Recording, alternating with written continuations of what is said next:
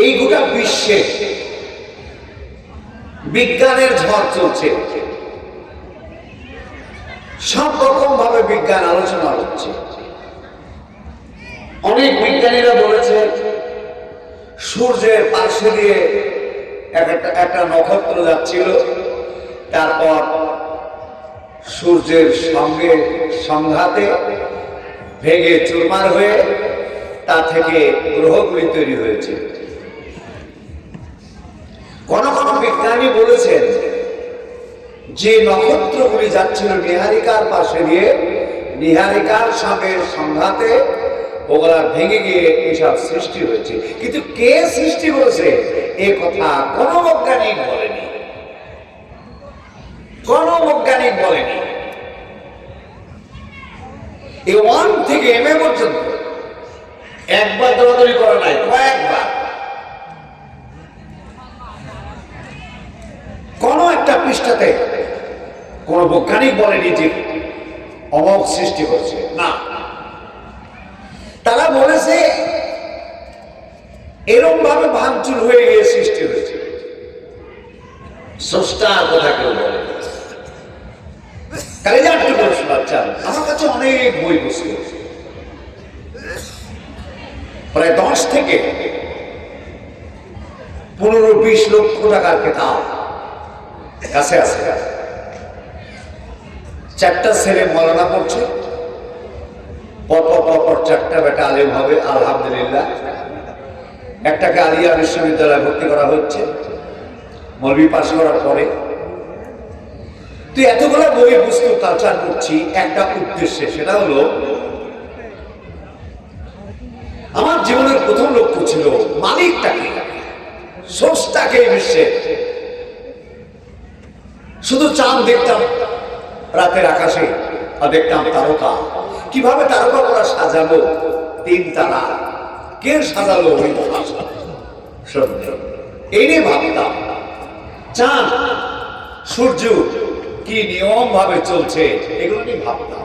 পাহাড়কে তৈরি ভাবতাম, ভাবতে ভাবতে একখানা কোরআন কারীম কিনলেন আমার আব্বা আব্দুর রহিম শেখ। কোরআন কারীমের দাম 60 টাকা, চামড়া দিয়ে বাঁধা। এই কোরআন কারীম পড়তে শুরু করলাম। একজন হিন্দু দোকানদার ভাই, তিনি কোরআন শরীফ বিক্রি করলেন। বললেন, জালালউদ্দিন তুমি তো কোরআন পড়বে, কোথায় পড়বে? মাদ্রাসা না পাড়া গ্রামে?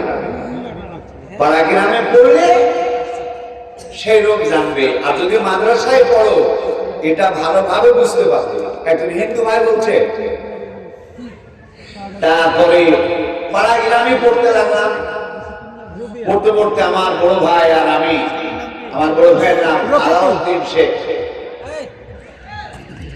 আমার নাম জালালউদ্দিন শেখ। 2 ভাই দাদির বাড়ি বেড়াতে গেলাম। দাদির বাড়ি থেকে আমাদের বাড়িতে একটু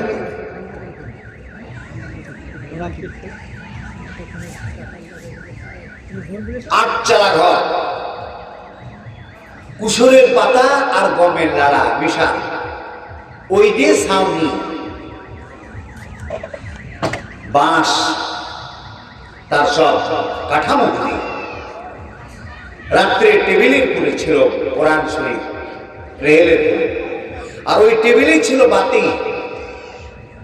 আর কিভাবে উপরে কাপড় ঝুলছিল, ওই কাপড়ে আগুন লাগে, ঘরে আগুন লাগে, ঘর পুড়ে যায়, টেবিল পুড়ে যায়। পরের দিনে শুনতে পেলাম বাড়ি পুড়ে গেছে আগুন। 2 ভাই দৌড়িয়ে আসলাম। মা বললো, এক কাজ করো, টেবিল পুড়ে গেছে, পাইনি কাঠের আপনার টেবিল, 1 ইঞ্চি ধরের তক্তা পুড়ে গেছে। কোরআন শরীফ পুড়ে গেছে। মা বললো, কোরআনের ছাইটা যেখানে পারো, পানিতে হোক, মসজিদের চৌহদ্দির মধ্যে কোথাও পারো, পুঁতে রেখে আসো, কোরআনের ছাইটা খুঁজো। কোরআনের ছাই খুঁজতে লাগলাম। কোরআনের ছাই খুঁজছি সতর্কতা ভাবে। তারপরে দেখি ইনশাআল্লাহ কোরআন কারীম ওই ছায়ের মধ্যে, আগুনের মধ্যে পড়ে আছে। আছে, কোরআন কারিমের গায়ে আগুন স্পর্শই করেনি, বলুন সুবহানাল্লাহ। কোরআন কারিম ওই রূপই, যেরূপ নতুন সেরূপ পড়ে আছে। আমার মনের মধ্যে বলল, আল্লাহ তুমি কোথায়, তুমি কোথায়? আমি আর সহ্য করতে পারলাম না, আল্লাহকে না দেখে আমি থাকতে পারলাম না। ওই কোরআনটাকে মুখে করে নিয়ে মাদ্রাসায় চলে গেলাম, আলেম পড়া শুরু হলো। 3-4 বছর শুধু গ্রামার, আমদনামা, মিজান, নহমির, হেদায়েতুন নূর, কাফিয়া, তারপরে কোরআনের কিরাত, এসব শুরু হলো। যত উপরে উঠি তত মধুটা কাছে আসতে শুরু হলো, কাছে আস্তে আস্তে আস্তে আস্তে আস্তে এসে গেল। তখনও সম্পূর্ণভাবে বুঝতে পারছি না। ছাত্ররাই শুরু হয়ে গেল আল্লাহকে পাওয়া। বিশ্ব কে সৃষ্টি করেছে? কোরআন কারিম বলছে। স্রষ্টার কথা কোন কিতাব, স্কুলের কোন বই বলে না। স্কুলের বই বলে স্রষ্টা নেই, এই কথা। যারা নাস্তিক, নাস্তিক জারিউল বিজ্ঞানী লেমার, এরা বলছে স্রষ্টা নেই, একা একা হয়ে গেছে, বিবর্তনের দ্বারাতে একা একা হয়ে গেছে, স্রষ্টা টোষ্টা নাই। ভাই আমার, বন্ধু আমার, আমার মন বিবেক শিক্ষা যোগ্যতায় বলল, লোকে ওকে বিজ্ঞানী বলে। স্কুলে এখনো ছেলেদের পড়ায় মাস্টাররা, এরা এখনো ক্লাসে রয়েছে, এদের নাম বিজ্ঞানী লেমার। স্রষ্টা মানে না, স্রষ্টা আছে বলে নাই। এই রকম বিজ্ঞানীরা ওই কথা বলে যাচ্ছে, ওগুলি স্কুল কলেজে পড়ানো হয়। কে স্রষ্টা বলল না? পবিত্র কোরআন কারীম বলল, আল্লাহু আবদাউল খালক। এই বিশ্ব জগৎ ছিল না, শুধুমাত্র ছিলেন আল্লাহ। আল্লাহ ব্যতীত কিছু ছিল না। আল্লাহ সর্বপ্রথম শূন্যতা হতে এই বিশ্বকে সৃষ্টি করছেন, বলুন সুবহানাল্লাহ। আমি বললাম, মালিক এটাই কিতাব, এটাই কিতাব। এই কোরআন, কোরআন কারিমই হলো বিজ্ঞান। সব থেকে বিশ্বের মধ্যে বড় বিজ্ঞান হলো পবিত্র কোরআন কারিম, বলুন সুবহানাল্লাহ। আপনারা নিজেরা পড়বেন আর ছেলেদের পড়াবেন। যার একটা ছেলে, তিনি আলেম পড়াবেন ছেলেকে। যার দুটো ছেলে, 2 ছেলেকে মাওলানা পড়াবেন এবং জেনারেল পড়াবেন, আলেম পড়াবেন। বাড়িতে আলেম তৈরি করবেন। আলেম একটা দিন। কোরআন কারীম বলল, আল্লাহু ইয়াবদাউল খালক। আল্লাহ সর্বপ্রথম শূন্যতা হতে গোটা বিশ্ব জগৎকে সৃষ্টি করলেন।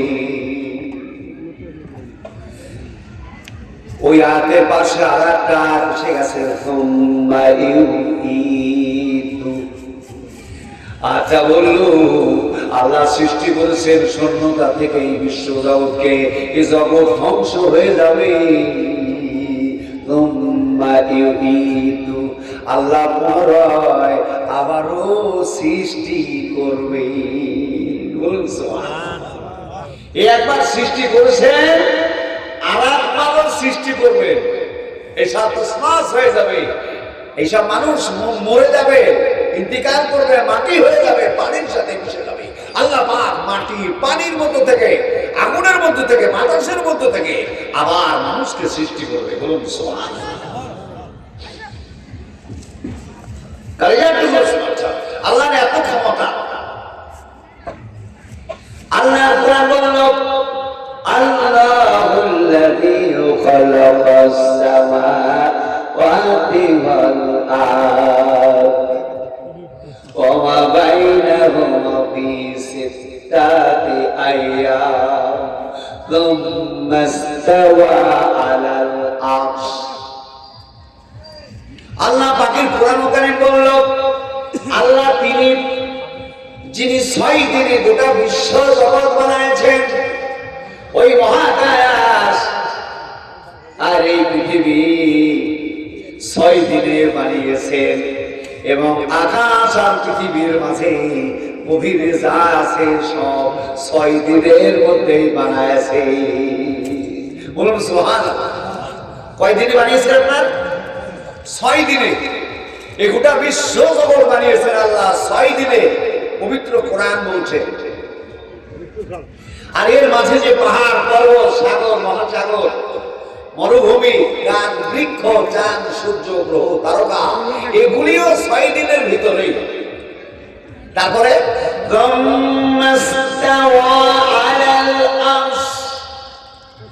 অতঃপর আল্লাহ আরশ বানায়েছে। অতঃপর আরশ এর অবস্থা। এই আমার গাড়িটা একটু করে শোনাচ্ছেন। আল্লাহ আরশ অবস্থান করে। আরশ কোথায়? এই পৃথিবী। এই পৃথিবীর উপরে আপনার 7 আকাশ। এই 7 আকাশ সম্পর্কে কোরআন বলছে, আল্লাহুল্লাযী খালাকাস সামাওয়াতি, আল্লাহুল্লাযী খালাকাস সামাওয়াতি ওয়া মিনাল আরদি মিথলাহুম। সূরা তালাক। আল্লাহ পাকের কোরআন বলল, আল্লাহ তিনি যিনি 7 আকাশ বানায়েছে। আর আল্লাহ 7 আকাশকে সৃষ্টি করেছেন, আর ওই পরিমাণে স্তর হলো পৃথিবী। বলুন সুবহানাল্লাহ। 6 দিনে গোটা বিশ্ব জগৎ আল্লাহ সৃষ্টি করেছেন। 6 দিনের ভিতরে চাঁদ, সূর্য, গ্রহ, তারকা, পাহাড়, পর্বত, সাগর, মহাসাগর সব তিনি সৃষ্টি করেছেন। আর 7 আকাশ সৃষ্টি করেছেন। সূরা তালাক।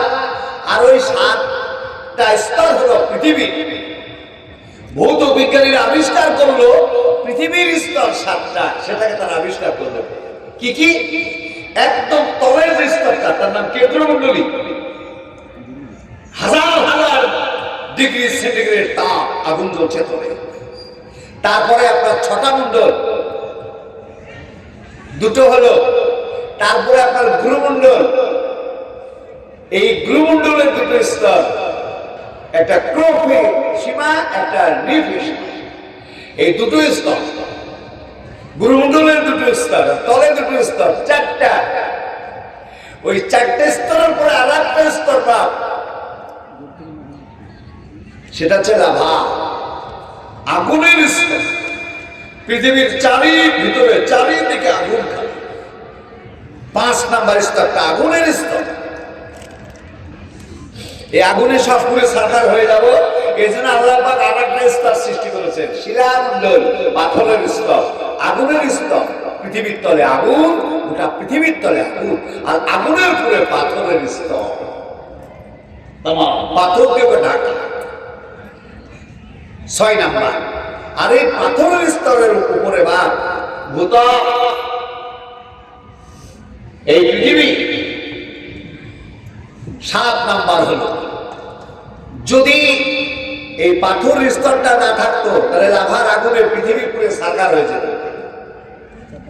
ওই পাথরের নিচে যদি আগুন না থাকতো তাহলে যে টিউবওয়েল টিপে পানি উঠাতে পারতেন না, স্যালো মেশিনে পানি উঠাতে পারতো না, আবার ফসল বানাতে পারতেন না। গম, ধান কত আবার তৈরি হচ্ছে, এগুলা তৈরি করতে পারতেন না, পানি বহরে মারা যেতেন। আল্লাহ করেছেন কি পাথরের তলে লাভা, লাভার পরে পাথর, পাথরের হিটে গরমে পাতালের পানি তরল। একবার সুবহানাল্লাহ বলবেন না? আল্লাহ কত মহান, আল্লাহ কত মহান।